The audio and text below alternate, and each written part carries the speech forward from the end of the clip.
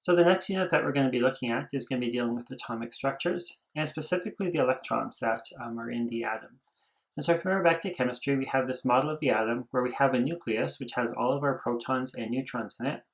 And then surrounding that, we have these electrons in the various orbitals, and those electrons then, of course, can orbit that nucleus at various distances then away from there. And so what we're going to be looking at then is what are the energies of each of those electron levels, what happens when electrons are jumping back and forth between them, and what are some of the characteristics of the electrons then within the atom. Now for this, then the experimental evidence for most of this is going to be coming from something called a light spectra.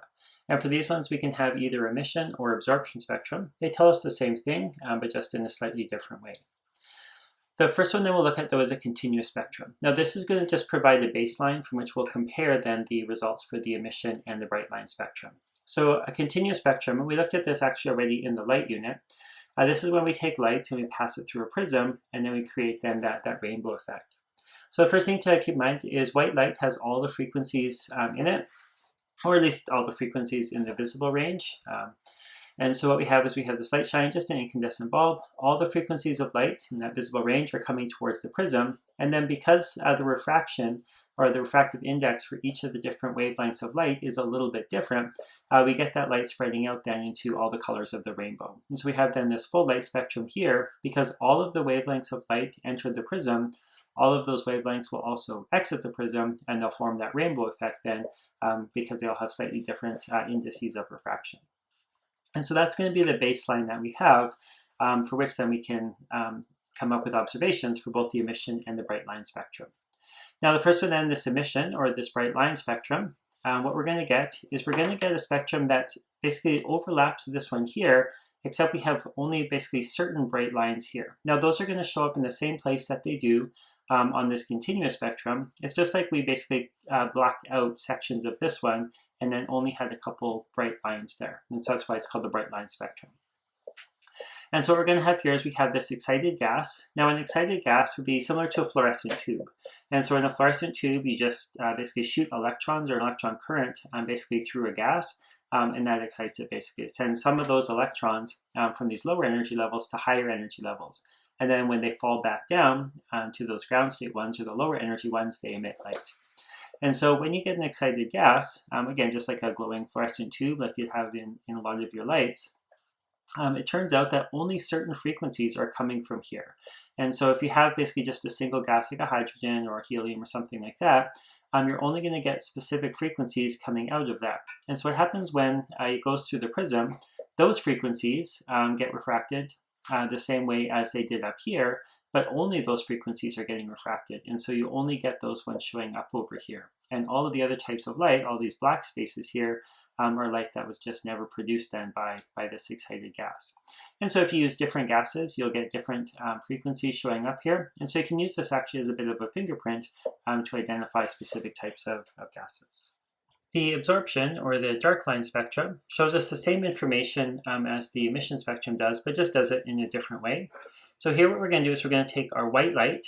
Now this has all the frequencies again in it, and we're going to shine that through an unexcited gas. Now an unexcited gas would be just a fluorescent tube when the power wasn't being pushed through there. So it's just a glass tube that has some sort of gas in there. And so what we do is we send this light through there, and what we find is when it comes out the other side, some frequencies are missing. Now most of the light waves that came through, again, all the frequencies were coming in, most of those continue on through, get to the prism, and then form this spectral line here. And again, we'll see that these spectrum overlaps with the continuous spectrum that we use as our baseline. But what we find out here is that we get these black lines that are showing up. Now these black lines will show up for the unexcited gas in exactly the same place as the bright lines show up in the emission spectrum. So we're getting the exact same information from here. But what we're finding then is that the excited gas or the unexcited gas can remove those specific frequencies then from the white light. And so if we have an excited gas with the emission spectrum, we'll get these bright lines, so only those frequencies of light showing up. With the absorption spectrum, we have an unexcited gas that's removing those same frequencies of light. And so most of the light that gets through gets, again, refracted into this large spectrum here, but all the frequencies of light that this excited gas then removes from the white light, we see that those ones then are missing. Now, the theoretical explanation, or how these spectral lines then relate to the orbitals of the atom, was come up by someone named Niels Bohr. This was in the 1930s, and so that is one of the names then that you should certainly know. This is the 1930s, so this was after the idea of this quantized light was fairly well established. So the photoelectric effect, Planck's blackbody radiation work, and also the Compton effect, most of that was already kind of done. And so the idea that light could be quantized was fairly well established. And what Niels Bohr proposed then was that this might also apply to the energy of the electrons inside the atom. And so the idea that those might also be quantized as well. And so that the electrons weren't able to just randomly orbit everywhere, they had some specific order. So actually much more like the planets orbiting the sun. Each planet is in its own specific kind of orbit. What Bohr suggested here as well is that each electron then was also in its own specific orbit. Now, unlike the planets, the electrons can jump between orbits, but when they jump between orbits, they have to go discretely from one to the next because they're only allowed to exist at those very specific quantized energy levels. So if we look at the emission or bright line spectrum in terms of then the Bohr idea, we'll start with this excited gas. Now remember, we have in the electron, we have these specific energy levels here. And so we have a couple different energy levels. Now we'll have an electron in what's called the ground state. And so if we look at there, that's our lowest energy state. And what we're going to be doing is we're going to be promoting those electrons then to the higher or energy levels. And those ones then we refer to as excited state. So the electrons tend to want to be in the lowest possible energy, but if we provide them some energy, either through a photon or another electron, we can promote those then to what are called excited states or higher energy levels. And so if we're dealing with this excited gas, typically how we'll do this is we'll send a stream of free electrons through there, and that will promote those electrons. So if we have electrons just not attached to the atoms in there, those can basically be shot through, they can collide with those electrons. That pushes those electrons up to those excited states, and then this other free electron then can just carry on as it goes through there. And that's what's happening in all of your fluorescent tubes, compact fluorescents, things like that. So after that happens, though, we have these electrons now in this, or these atoms with electrons in the excited state. Now what's going to happen is those are going to drop back down. So these excited electrons don't want to stay in those higher energy orbits. What they're going to do is they're going to move back down then to those lower energy orbits. Now, when they do that, they have to release energy. That's just because energy has to be conserved. So we've given them a certain amount of energy to get to these higher energy states. So when they come back down to the ground state, they have to release some energy. And that energy is released in the form of a photon. And so whenever I have an electron going from a higher energy orbit, which is further away from the nucleus, dropping down to a lower energy orbit, which is closer to the nucleus, I get a photon released. Now the photons that can be released depend on the differences in energy here. And so if I drop, say, one orbit down or two orbits down, I'll get different photons released because my energy difference is different between them. And each specific atom has its own kind of set of energy levels as it goes through there, which is why each atom then gives off different frequencies of light. And so these frequencies that we see here, and we have those just from the bright lines, those correspond then to energy differences between energy orbits in that particular electron.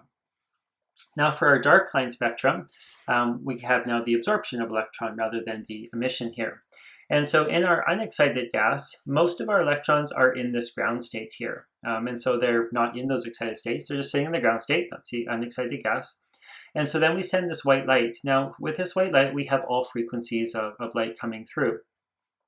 Now, if I have a photon coming through, again, this white light is just photons. If I have one then that corresponds to one of these energy differences, so this photon is coming in, if the energy of that photon is exactly the same as the energy difference between two orbitals, that electron can absorb the photon and then that can put it into that excited state.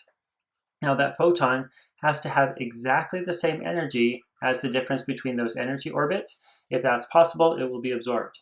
If the photon energy doesn't correspond to that orbital difference, it passes through without having any effect on those electrons whatsoever. So any frequencies of light that don't correspond to energy level orbits just passes right through the unexcited gas, carries onto the prism, and is spread out. And that's why we get most of the spectrum still showing up here. However, any of those photons that correspond to the energy level differences, those get absorbed by this unexcited gas, and so those don't come through on the other side. and that's why then we're getting these dark spots as it's going through. And so these spectral lines, either the bright lines or the dark lines, just always correspond then to the energy level differences between the orbitals in the atom.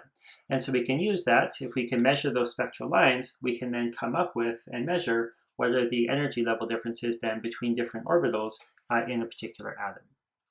So Niels Bohr came up with his model of the atom based on this idea of quantized energy levels. Now that does solve some problems, but it also creates some other ones. So we'll look at both the kind of good parts about it and then some of the issues then that it raises as well. So the first thing is that he proposed is he said that the electrons could only exist at very specific energy levels there. And so this put basically all of those electrons into very, very specific locations where they could be.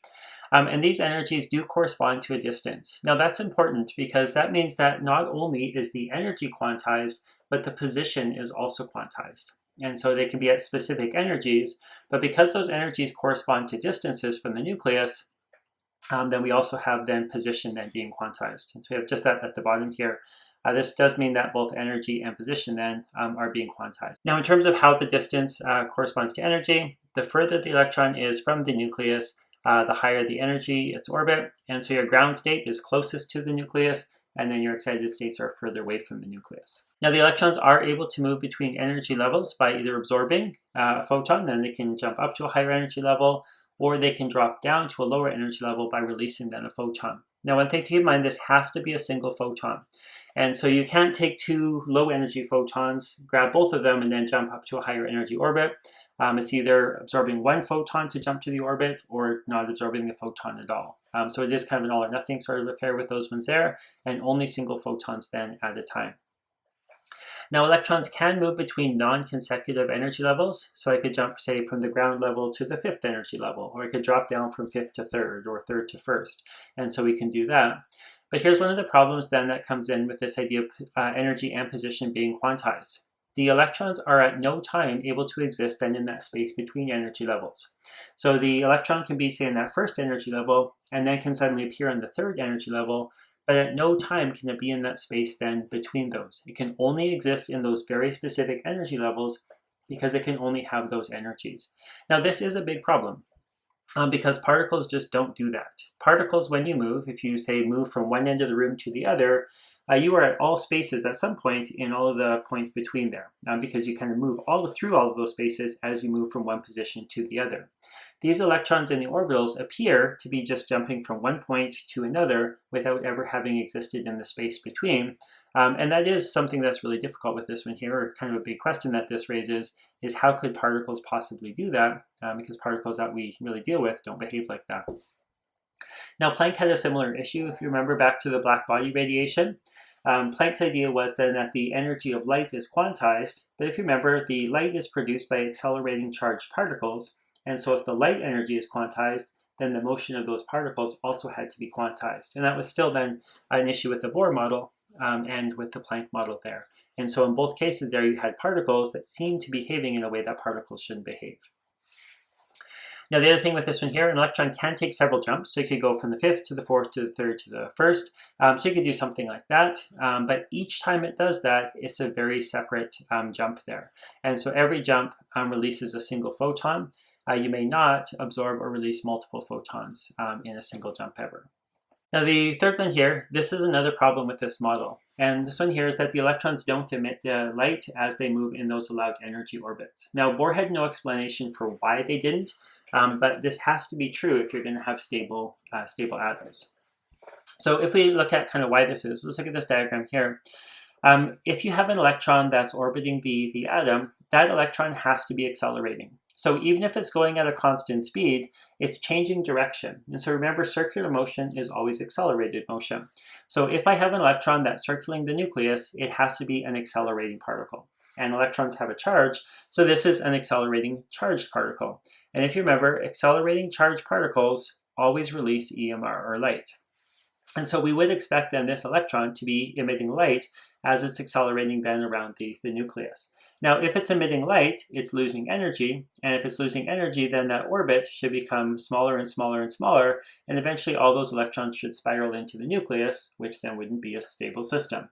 Now, it turns out those electrons are perfectly stable in their orbits. Those orbits don't seem to be decaying over time. And so he basically just said these electrons don't behave that way. But that's another problem because that's not how particles behave. The last one then, because every atom has its own spectral lines, he assumed then that the orbitals, the electron orbits are different then for different atoms. And this is useful then for identifying specific elements. You can look at the spectral lines coming from there and then match them to the type of element that they have in them. As for this first part then, just the exciting electrons using electrons, this is again just going through how those fluorescent tubes will work there. And so this is one way that we can just create that excited gas. And so if you have a stream of electrons coming then from that electrode, they can then hit those electrons that are already in the atom, and those can promote those to higher energy levels. And then when those fall back down, they release light. Now, some will be in the visible spectrum, some will be in the UV. You might get some in the infrared spectrums as well, so you get kind of a wide range there. But you can use electrons then to excite the gas then. Now, when we're looking at these, we typically don't draw the nucleus with all the circles in there. We typically just do line diagrams here. And so if I look at these ones here, these are just your energy level diagrams. And so I have my n equals 1, that's my ground state, n equals 2, 3, 4, 5, and then all the way up here. And this n equals a, that's actually n equals infinity then. And so a couple things to notice with these. Now again, these orbits are all circular, but it's just usually easier just to draw like those straight line diagrams for those. So the first thing to note is that your energy levels are not equally spaced. Generally, the lower energy levels are much bigger. And then as you go up, then you get to smaller ones. So this one here is for hydrogen. And so we see our gap here going from 21 to 5, and then we go 5 to 2, 2 to 1, 1 to 1.87 or 0.87. And so we get kind of much smaller gaps as we go higher up there. Watch for your energy units as well. Those can be in joules or electron volts. Here they're going to be in joules. We very often reverse the energy scale on these ones as well. So what you'll notice is that this n equals infinity here, we just call that 0. And then everything has to be lower than that. And so that's why we're getting these negative energies. You could also, and sometimes you'll see this as well, have 0 as the n equals infinity, or as n equals 1, and then just going up then to the n equals infinity. So in that case, you'd have 0 down here and positive 21.26 there. It's very often used with a reverse scale, where 0 then is at the top, and then we just use negatives now because we're going lower. So those can be put in any order, but just watch for those reverse scales there. The ground state is always your n equals 1, so that's going to be your lowest energy state, so watch for those. And then everything else is then considered an excited state. Now there is no upper limit to the number here, so that's why we have this n equals, here it's n equals a, but it should be n equals infinity for that. But we're not going to obviously write in an infinite number here. And what you'll see is that the number that you get here, these get very closely spaced. So at some point they get so closely spaced that there's no significant distinction between them. So depending on the atom, you're usually going to see 5 to 8 energy levels there. So again, you'll be given these series here, so you never need to come up with those. But what you'll notice is you'll typically be dealing with 5 to 8 different energy levels, and then it just jumps right to n equals infinity, because really beyond the 8th one, there's no meaningful distinction between those. When you get to that n equals infinity, we assume that the electron has been removed. So that n equals infinity energy level, that's removing the atom. And another word for that is just saying that we've ionized the atom. So it's a term from chemistry. So if you ever talk about ionizing it, you've removed the electron then from the atom, and now it's a free electron. The names up here, the Lyman series, Balmer series, Paschen series, these ones here are specific just for hydrogen. You don't need to know any of those ones there, but these are just some of the different series going to different energy levels. These ones here are pretty high energy ones, so if you look at the Lyman series, anything going down to the first energy level in hydrogen is in the ultraviolet region, so you don't actually see those. This Balmer series is the only one that we see. And so we see with hydrogen, we'll get these 4 spectral lines that you can see, basically corresponding to drops then to the second energy level. And then once you get into these higher ones, these are all fairly low energy ones. These are in the IR region, so again, you can't see those. And so you'll get a lot of jumps here, or transitions, that you actually can't see because they're just outside of that visible region. So for this one, we're dealing with the hydrogen atom. Now what's your units here? In the previous diagram, we were in joules. Here our units are going to be in electron volts. So just make sure you're always just aware of what energy units you have on the side, and always be joules or electron volts there. So we have 2 electrons. We have 1 electron that's in the ground state, and then we have a passing electron as well. So the electron in the ground state is just going to be sitting down here, and then we'll have a passing electron that basically comes, it hits that electron, and then that other electron will leave then with some amount less energy. Now the incoming electron has 12.85 electron volts then of energy as it comes in. And what we're going to assume then is that it transfers as much energy as possible to the electron then in the orbit. And so what we want to figure out is basically how high can this electron go. Now this electron is starting out at an energy of 13.59 electron volts. So that's this value right over here. That's the energy in that ground state. Now we have a maximum of 12.85. So I'm just going to add that 12.85 to there. And that's going to give us then negative 0.74. Now, it turns out that we can't get actually to just all of that energy because there is no negative 0.74. So negative 0.74 would put it kind of in this range over here. Now remember, the electron can't jump to a midpoint in there. It doesn't have enough energy now to get to the 0.54, so the most that it can do then is to get up to this negative 0.85. And so what we'll assume then is it jumps all the way up to there. Now if we look at that value there, that's going to be then a transition of 12.74. And that's the most energy then that it's going to be allowed to absorb. Again, just figure out how much. If it absorbs all of it, where will that end up? And usually that's going to be between two orbitals, and then it'll just have to go to the lower one of those. So the highest it's going to be able to get to then is going to be to the fourth. And so the excited state that we're looking for then here is going to be n equals 4 as an answer to that. Now, when that comes back down, it's going to then release photons. And so there's a number of different ways that it can go back down. So what we're looking for is how many different photons could be released. Now, it won't release all of those from a single electron, but we're just looking at what are the possibilities. Now, remember, the photons that are being released, that comes when this electron in the excited state drops down towards the ground state. So one thing that it could do is it could drop straight down. In one, it can go from 4 to 1. That's going to be a 12.74 electron volt transition. So that'd be the highest energy one that it could do. It could also then just drop down to the second state in one drop, and then drop down from the second to the first. So that's two other photons that could happen. So it could just release one photon as it goes right from 4 to 1, or it could release two photons, 4 to 2, and then 2 to 1. It could also do that in 3 steps. So it could drop down from this n equals 4 to n equals 3. Now then it could go from the n equals 3, it could drop all the way back down from n equals 3 down to n equals 1. It could also, though, drop down from n equals 3 to n equals 2, and then this n equals 2 to n equals 1, which we've already accounted for. So those are all the different possibilities that we have. And if we see here, we're going to have 6 different photons then that could be released. Now, it won't release all 6. It's going to release those in sets, but could release 1, 2, or 3, depending on the path that it takes from n equals 4 down to n equals 1. Now, when we're looking for the wavelength of both the longest and the shortest photons, what you need to recognize with this is just the correlation between wavelength and energy. And so the larger this gap here, the greater the energy. But remember, the greater the energy, the shorter the photon, so the lower the wavelength. So the shortest photon is going to occur at the highest energy, and your longest wavelength, that's going to occur then at your lowest energy. So if we start then with just the longest wavelength, that's going to be then my shortest energy transition, and that's going to be from 4 to 3.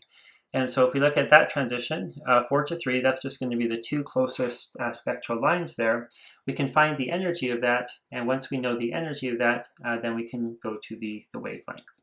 And so my energy, I'll just take the energy difference between the orbitals. And then once I have the energy difference between the orbitals, I can use then that E equals hc over lambda to come up with then the wavelength.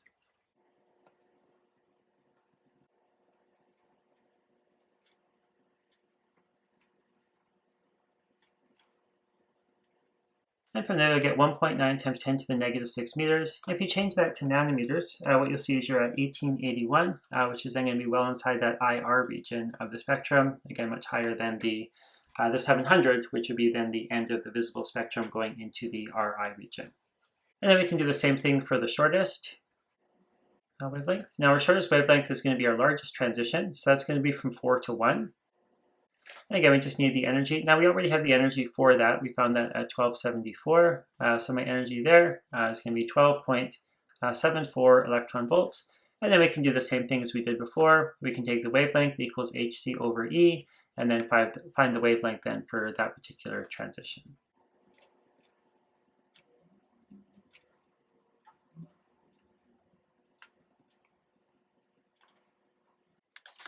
And if we do that, we'll get 9.75 times 10 to the negative 8 meters. And that one there is going to be in nanometers, about 97.5 nanometers. And so that's going to put us in that UV region there.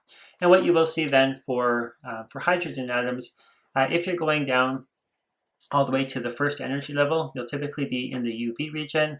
If you're going to the third or higher, then you're going to be in the IR region. It's only transitions to the n equals 2 that you'll get in the visible region. And if you look at this, 4 to 2 or 3 to 2, you'll see you'll end up in that 400 to 700 nanometers region there. Now, a couple things with significant digits and units. So first of all, units. I used the 4.14 to the negative 15 because my energies were in electron volts. And so then you'll see seconds cancels out, electrons cancel out, and you're left in meters here. And same things here, my EV over EV, and then seconds over seconds, and I'm left in meters. The other one is the significant digits. Because this 0.85 has only 2 significant digits, when I subtract these and going by decimal places, so this 0.66 also only has 2 significant digits, I rounded this one then to 2 significant digits, so 1.9. Over here, when I subtracted those, I got the 12.74, so that actually had 4 significant digits overall. But my speed of light, 3.00, and then the Planck's constant are both given to 3 significant digits, so I've reduced this one to 3 significant digits. Now, on a question like this, if you had done this one to 3 significant digits, that would be fine as well. So I'm not going to be too picky about those ones, but just something to watch. If you are doing a subtraction, sometimes you will end up with 1 less significant digit as a result of that. Now for this last question then, we're going to change our focus from the electron within the orbit to this passing electron down here. And this is really going to be largely conservation of energy. So this electron here, this passing electron, came in with 12.85 electron volts of energy. Now it collided with this electron here. It gave 12.74 electron volts of energy to this electron inside the hydrogen atom, which means then that it can only have 0.11 left as it leaves. And that's just conservation of energy. Whatever this one has minus what it gave away is how much energy then is left over. And so that'll be then the energy that this electron has as it leaves the collision. Now what we're looking for then is how fast is it moving. So any energy that this electron has, because it's a free electron, all of that energy is going to be kinetic energy. And so all I need to do then is go to my kinetic energy equation, and then I can sort out then the speed based on the energy. Now one thing to watch with this is I have been dealing with electron volts.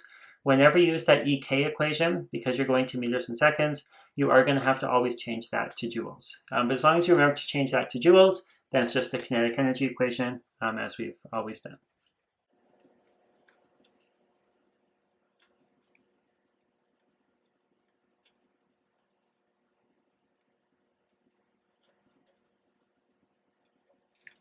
And so as you go through here, we'll see then that our electron volts are going to cancel out, and we're left with joules. Joules over kilograms gives us meters squared per second squared. The square root of that then will give us meters per second. And so we have 1.97 times 10 to the 5th meters per second as the speed of this electron leaving with its 0.11 electron volts of energy.